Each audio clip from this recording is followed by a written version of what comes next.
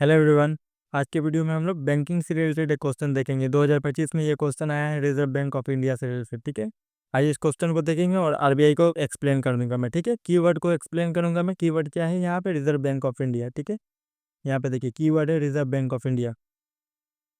Thumbnail का title लिखा हुआ है, थंबनेल में लिखा ही हुआ है कीवर्ड एनालिसिस। ठीक है, तो हम लोग कीवर्ड को ही पहचानने की कोशिश करेंगे, क्योंकि कीवर्ड से ही बहुत सारा क्वेश्चन सॉल्व हो जाता है यूपीएससी के एग्जाम में। देखिएगा, आपको कुछ क्वेश्चन पता भी नहीं रहेगा। इससे पहले वाला वीडियो जो मैंने अपलोड किया था उसमें पता भी नहीं भी रहेगा ना, तो कीवर्ड को आप आइडेंटिफाई करके पहचान कर क्वेश्चन को सही या गलत अंदाजा लगा सकते हैं। ठीक है, देखिए यहाँ पे क्वेश्चन पूछा है which of the following source of income for the reserve bank of India. ठीक है, इसमें ये फंक्शन में आएगा। ठीक है, फंक्शन आप पढ़िएगा।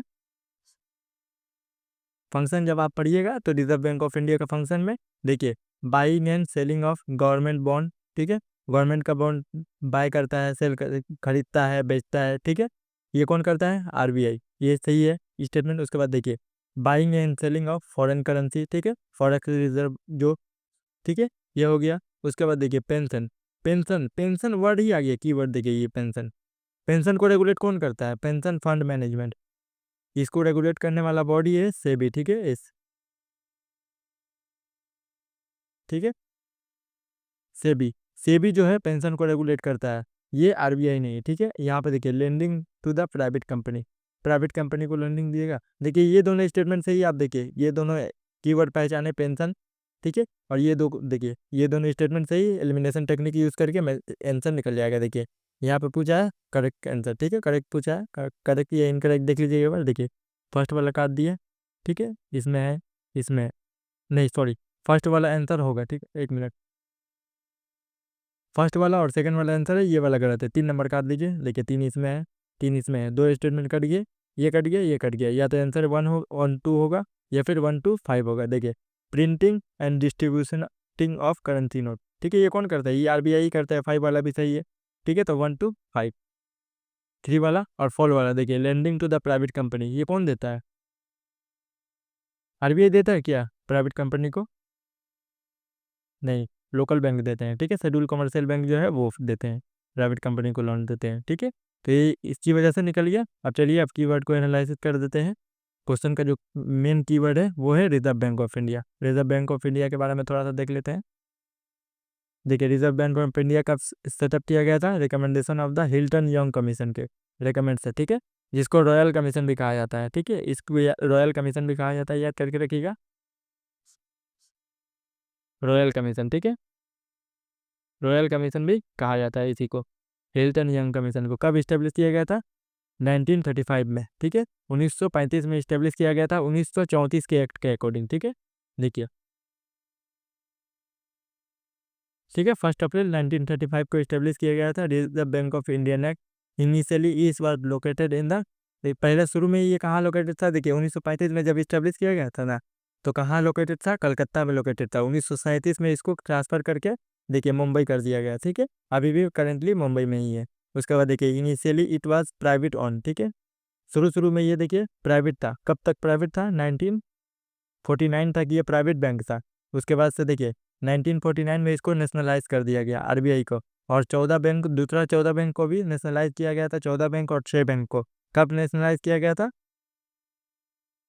1969 में। ठीक है, 1969 में। और एक कौन सा डेट है जिसमें 6 बैंक नेशनलाइज किया गया था? वो डेट भी बताइएगा। ठीक है,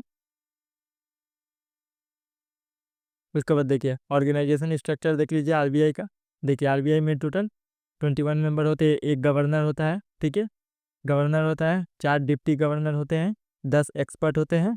देखिए 10 एक्सपर्ट होते हैं, 4 लोकल बोर्ड होते हैं। लोकल बोर्ड कौन है? देखिए मुंबई, कोलकाता, चेन्नई, न्यू दिल्ली में लोकल बोर्ड है। एक फाइनेंस सेक्रेटरी होता है, एक इकोनॉमिक अफेयर सेक्रेटरी होता है। ठीक है, उसके बाद देखिए आरबीआई का ऑफिस देख लीजिए, बेंगलोर, हैदराबाद, कानपुर, जयपुर, जम्मू।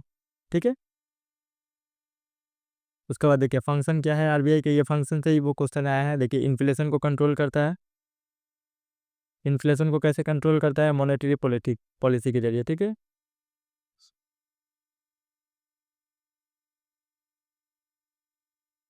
मॉनेटरी पॉलिसी के जरिए। ठीक है, cover under the inflation, inflation वाला वीडियो मैं जब बनाऊंगा तब मॉनेटरी पॉलिसी को एक्सप्लेन कर दूंगा। ठीक है, इन्फ्लेशन कंट्रोल करता है, जैसे आरबी क्या बोला जाता है, repo rate, reserve repo rate को यूज़ करके, ठीक है। जैसे मार्केट से मनी का सप्लाई को कम करना रहता है तो इंटरेस्ट बढ़ा देता है, इंटरेस्ट ज़्यादा बढ़ाएगा तो बैंक को ज़्यादा पैसा आरबीआई के पास रखना पड़ेगा, तो उससे मनी सप्लाई कम हो जाएगी, ठीक है। उसके बाद देखिए प्रिंटिंग ऑफ करेंसी नोट, ठीक है। ये देखिए बैंक टू द गवर्नमेंट, जब भी गवर्नमेंट को पैसा की जरूरत पड़ती है वो किससे लोन लेती है, आरबीआई से लेती है, ठीक है। इसी को बोला जाता है मीन्स एंड एडवांस, ठीक है। बैंकर टू द गवर्नमेंट किसके जरिए, मीन्स एंड एडवांस के जरिए, ठीक है।